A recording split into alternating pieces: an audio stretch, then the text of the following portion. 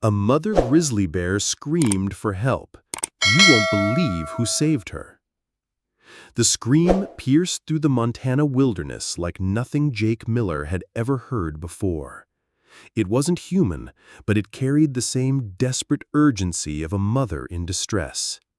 As he and his hiking partner, Ryan Coleman, rounded the rocky outcrop at Glacier National Park, what they saw made their blood run cold. A massive grizzly bear, easily 400 pounds, was backing against a cliff face, her chocolate-brown fur bristling with terror. Between her massive paws cowered a tiny cub, no bigger than a house cat. And circling them like shadows of death were 3 gray wolves, their yellow eyes locked on the helpless baby bear. The mother grizzly roared again, that same heart-wrenching scream that had stopped Jake and Ryan in their tracks. She was trapped, outnumbered, and her baby was about to become prey. What happened next would change everything these 2 ordinary hikers thought they knew about courage, wildlife, and the incredible bonds that connect all living creatures. But before we dive into this incredible story, don't forget to subscribe to the channel, like this video, and turn on notifications to catch more heartwarming stories like this one. Trust me, you won't want to miss what happens next. To understand the miracle that was about to unfold, we need to go back 3 days earlier, to a quiet Thursday morning in late September 2024. Jake Miller, a 34-year-old park ranger from Bozeman, Montana, had been planning this hiking trip for months. After a particularly brutal fire season, he desperately needed to reconnect with the wilderness he'd spent his career protecting. His childhood friend, Ryan Coleman, a wildlife photographer from Denver, Colorado, had jumped at the chance to join him. These weren't your typical weekend warriors. Jake had spent 15 years working in national parks across the West. He could read animal tracks like a book, predict weather patterns by the color of the clouds, and had more wilderness survival training than most military personnel. Ryan, meanwhile, had built his reputation capturing some of the most intimate wildlife moments ever filmed. His patience and understanding of animal behavior were legendary. But nothing, absolutely nothing, had prepared them for what they were about to witness. The 2 men had been hiking the backcountry trails of Glacier National Park for 2 days, following the ancient paths that wind through some of America's most pristine wilderness. They'd seen elk herds moving through golden meadows, watched mountain goats navigate impossible cliff faces, and photographed sunrises that painted the peaks in shades of fire and gold. It was supposed to be a peaceful retreat, a chance to decompress, a celebration of the raw beauty that still exists in our world. The weather had been perfect: crisp autumn air, brilliant blue skies, and that special kind of silence you can only find miles away from civilization. They'd made camp near Hidden Lake, where the water runs so clear you can see trout swimming 30 feet down. On this particular morning, they'd risen before dawn to catch the sunrise from a ridge they'd spotted the day before. The hike was challenging, a steep climb through dense forest, over loose rock, and around massive boulders that had tumbled down from the peaks centuries ago. As they climbed higher, Jake noticed something that made his experienced eye narrow with concern. Wolf tracks. Fresh ones. And not just 1 or 2. A whole pack had passed through this area recently. "Ryan," he called softly, pointing to the muddy trail. "Look at this." Ryan knelt down, his photographer's eye studying the details. The tracks were large, probably from animals weighing 80 to 90 pounds each, and they were heading in the same direction the hikers were traveling. In most circumstances, this wouldn't be cause for alarm. Wolves generally avoid humans, and encounters are incredibly rare. But something about these tracks felt different. They were too fresh, too numerous, and they showed signs of hunting behavior, the kind of purposeful movement that predators display when they're tracking prey. As Jake and Ryan continued their ascent, the forest around them began to change. The usual sounds, birds calling, squirrels chattering, the rustle of small creatures in the underbrush, gradually faded to an ominous silence. Even the wind seemed to hold its breath. Experienced outdoorsmen know this silence. It's nature's warning system, the way the wilderness tells you that something big and dangerous is nearby. They were about a mile from the ridge when they first heard it. A low rumbling growl echoing off the canyon walls. Then another. And another. Jake held up his hand, and both men froze. Through 15 years of park service, Jake had learned to interpret the sounds of the wild. This wasn't the territorial display of a single predator.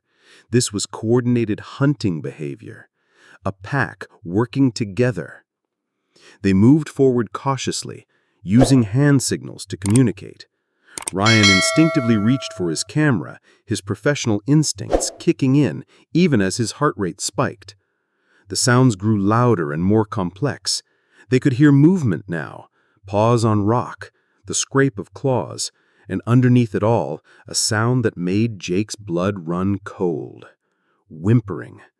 The high-pitched, frightened cry of a very young animal in distress. They climbed faster now, driven by an urgency they couldn't fully explain. Something deep in their human DNA was responding to those cries, the same instinct that makes us reach out to help any creature in need. When they finally reached the rocky outcrop that would give them a clear view of the valley below, what they saw stopped them dead in their tracks. A mother grizzly bear, her massive frame silhouetted against the morning sky, was backed against a sheer cliff face.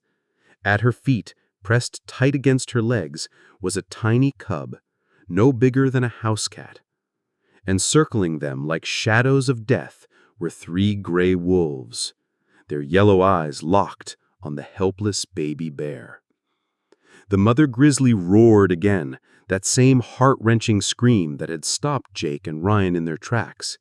She was trapped, outnumbered, and her baby was about to become prey. What happened next would change everything these 2 ordinary hikers thought they knew about courage, wildlife, and the incredible bonds that connect all living creatures.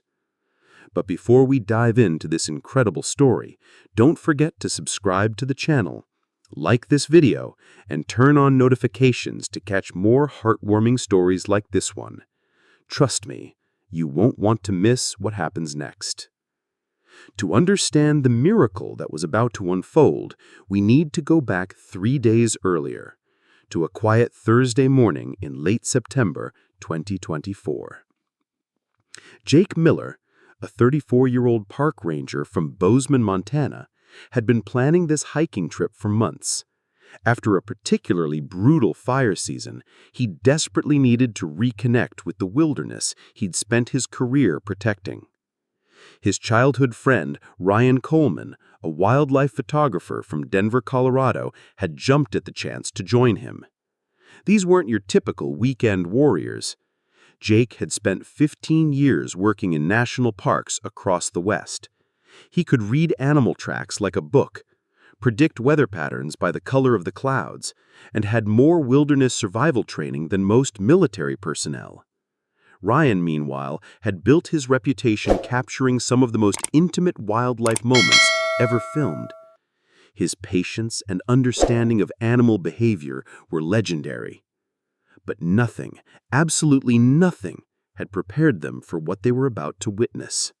But this wasn't just any wildlife encounter. This was a mother and her baby facing certain death. The alpha wolf made its move. With lightning speed, it darted toward the cub, jaws snapping. The mother grizzly swung her massive paw, missing by inches as the wolf danced away. But the attack had achieved its purpose. It had forced the mother to turn, leaving her side momentarily exposed. The second wolf seized the opportunity, lunging from the opposite direction. The mother spun back, but she was a split second too slow. The wolf's teeth grazed the cub's hindquarters, drawing blood and eliciting a squeal of pain that cut through both men like a knife. The cub stumbled, and for one terrifying moment, it looked like it might tumble over the cliff edge.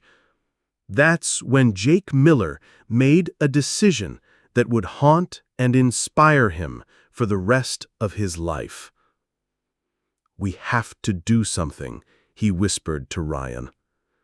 "Jake, we can't interfere. You know the rules." "Forget the rules," Jake said, his voice steady with conviction. "I didn't become a park ranger to watch babies die." But what could two humans possibly do against 3 wolves and a grizzly bear?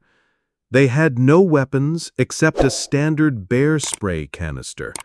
They were outnumbered, outweighed, and completely out of their depth. The alpha grizzly roared again, and this time Jake heard something different in her voice.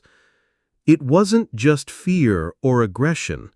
It was a plea, a desperate cry from one parent to anyone who might listen.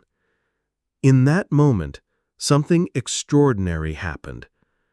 Jake looked at Ryan, and Ryan looked back at Jake, and without saying a word, they both knew what they had to do. What happened next defied every piece of wilderness training either man had ever received. It went against common sense, park regulations, and basic survival instincts.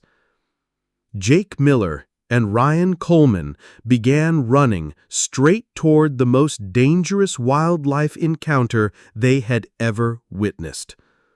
As they charged down the rocky slope, Jake pulled the bear spray from his belt, while Ryan grabbed his photographer's tripod, the closest thing to a weapon they had. "Hey!" Jake bellowed at the top of his lungs, his voice carrying across the canyon like thunder. "Get back! Get away from them!" The effect was immediate and electric. All 4 animals, the 3 wolves and the mother grizzly, turned toward the source of the commotion. The wolves, suddenly faced with the arrival of 2 large, noisy, unpredictable humans carrying strange objects and making aggressive sounds, began to back away from their prey. But the mother grizzly's reaction was the most incredible part of the entire encounter. Instead of viewing the approaching humans as additional threats, she seemed to recognize them as potential allies. Her posture shifted subtly, still protective of her cub, but no longer purely defensive. She positioned herself so that the humans and the wolves were on opposite sides, as if she understood that these strange 2-legged creatures might actually be there to help. Jake reached the bottom of the slope first, breathing hard but holding the bear spray steady. Ryan was right behind him, his photographer's instincts still sharp enough to capture what would become some of the most remarkable wildlife footage ever recorded. "Back off!" Jake shouted at the wolves, advancing slowly but steadily. "Go on! Get out of here!" The wolves were clearly confused by this turn of events. In all their evolutionary history, they'd never encountered anything like this. Humans voluntarily inserting themselves into a hunting situation, not as competitors for the prey, but as protectors of it. Ryan began banging his tripod against the rocks, creating a metallic clanging that echoed off the canyon walls. The sound was alien and threatening to the wolves' sensitive ears. For several long moments, the standoff continued. The wolves circled at a distance, reluctant to abandon their prey, but equally reluctant to take on two adult humans who clearly weren't backing down. Then Jake did something that surprised everyone, including himself. He began talking to the mother grizzly. "It's okay, Mama," he said, in a calm, steady voice. "We're here to help. We're not going to hurt your baby." The bear's eyes fixed on Jake with an intelligence that took his breath away. For a moment that seemed to stretch forever, human and grizzly regarded each other across a divide that had separated their species for millennia. And then the most incredible thing happened. The mother grizzly took a step forward, away from the cliff face, not toward the humans, she wasn't that trusting, but into a position that created a united front against the wolves. What followed was one of the most remarkable examples of interspecies cooperation ever witnessed in the wild. With the humans and the mother grizzly presenting a united front, the wolves found themselves facing impossible odds. Jake continued to advance with the bear spray, while Ryan maintained his noise-making campaign with the tripod. The mother grizzly, emboldened by her unexpected allies, let out a roar that shook the very mountains. This wasn't the desperate cry of a trapped mother. This was the battle cry of a grizzly bear with backup. The alpha wolf made one last attempt, feinting toward the cub, but Jake was ready. He triggered the bear spray, sending a cloud of capsaicin-laced mist into the air between the wolf and the baby bear. That was the final straw. The wolves, faced with chemical deterrents, loud noises, aggressive humans, and a grizzly bear that was no longer trapped and desperate, finally made the decision to retreat. They melted back into the forest like gray ghosts, their hunting plans thoroughly disrupted by the most unlikely intervention in natural history. For several minutes after the wolves disappeared, Jake and Ryan remained in position, making sure the threat was truly gone. The mother grizzly stayed where she was too, her massive head turning back and forth as she scanned the forest for any sign of returning danger. Gradually, as it became clear that the wolves had moved on to seek easier prey elsewhere, the tension began to drain from the situation. The mother grizzly looked down at her cub, who was still pressed against her legs but no longer whimpering in terror. She nuzzled the little one gently, checking for injuries, offering comfort. Then she did something that neither Jake nor Ryan will ever forget as long as they live. She looked directly at them, and in her dark, intelligent eyes, they saw something that transcended species barriers: gratitude. The great bear held their gaze for a long moment, and Jake swears he could feel a connection that went deeper than words, deeper than species, deeper than anything he'd experienced in 15 years of wildlife work. Then, without any further ceremony, she turned and began leading her cub away from the cliff edge. Jake Miller and Ryan Coleman stood in that canyon for a long time after the bears disappeared, trying to process what they'd just experienced. They had violated every rule of wilderness encounter protocol. They had put themselves in incredible danger. By any reasonable measure, What they'd done was reckless and irresponsible. But sometimes the most important rules aren't the ones written in training manuals. Sometimes the most important rule is the one that says when you see a mother and her baby in mortal danger, you help, no matter what species they are.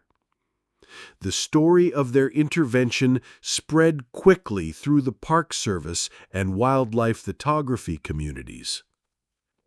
Some criticized their actions as dangerous interference with natural processes.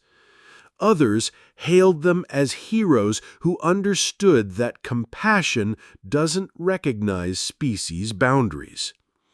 But Jake and Ryan don't see themselves as heroes. They see themselves as two guys who couldn't stand by and watch a baby die. The mother grizzly and her cub were spotted several more times that season, both healthy and thriving.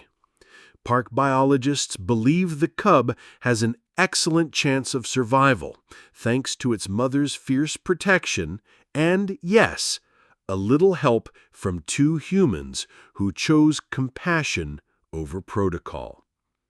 This story reminds us that we share this planet with incredible creatures who love their children just as fiercely as we love ours.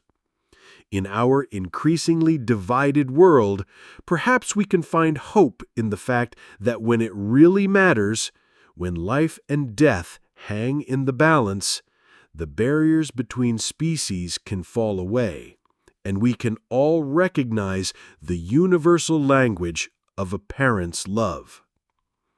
The wilderness is full of miracles, but the greatest miracle of all might be the capacity for different species to recognize their shared bonds in moments of crisis.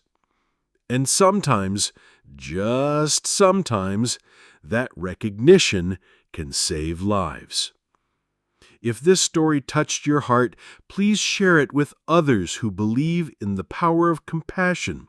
Subscribe for more incredible stories of courage and connection in the natural world.